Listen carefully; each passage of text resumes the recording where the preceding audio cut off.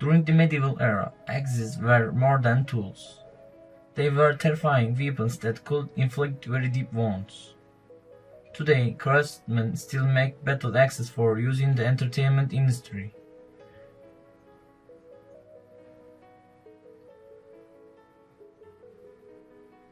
The medieval battle axe was a brutal weapon. With a single blow, it could break through a knight's armor and fatally wound them. To produce an authentic replica for movies and TV shows, the blacksmith consults reference books. He sketches the axe head design on paper, roughing out the details to the desired scale. He cleans up pieces of old carbon steel, which he'll combine with other metals. In total, there will be 75 metal strips of varying composition. To complete the mix of metals, he cuts an old blade made of nicast steel alloy into equally sized strips. He loads 37 strips into a vise. He tightens the vise and tack welds them together. He sands the welded stack. He rubs oil into the stack to prevent oxidation. Now exposed to intense heat, the metal layers forge together. He spreads a mix of borax and other minerals called flux onto the surface. This deters oxidation as the forging continues with the pneumatic hammer. The hammer slams the layers together to become a solid laminated block. It's ready to be transformed into the axe's cutting head. Repeated strikes pinch the metal in the center.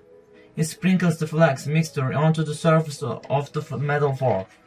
Heats it again. After a heat, he inserts a layer of carbon steel in the center for the blade. He hammers the C-shape flat, leaving the pinch section round for the handle. 75 strips have been forged into one. Next, the power hammer refines the handle knob. He drives the steel stake called the tapered rift into the center of the knob, forms an opening for inserting the wood handle.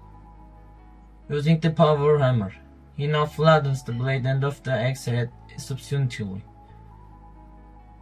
He floors it from a cutting edge and removes the axis with a plasma cutter. He saws it off and the result is fierce. The axe head has taken shape, but it needs some refining. He hammers the handle area to spread it wider and dips the action in the water to cool it down. Then he grinds the blade thinner using a belt sander and rinses off the residue. He grinds it again to get rid of any hammer marks or oxidative scale. The different metals react when dipped in acid, creating a swirl pattern on the surface of the head. The first bed was contaminated, so he polishes it off and gives the axe head another rinse and clean acid. After heat treating and tempering, he polishes the face of the axe and harness latch. Next, he grinds spiral grooves into a piece of oak for the axe's handle. A college stains the entire handle to accentuate the curved spirals and enhance the grain of the wood. Once it dries, the blacksmith wedges the axe head onto the handle. A few strikes against a steel block improves the fit.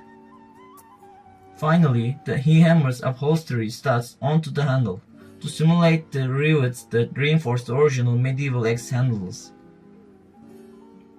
This medieval axe is ready for action.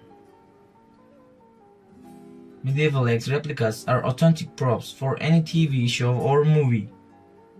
Handled carefully, no one will get hurt.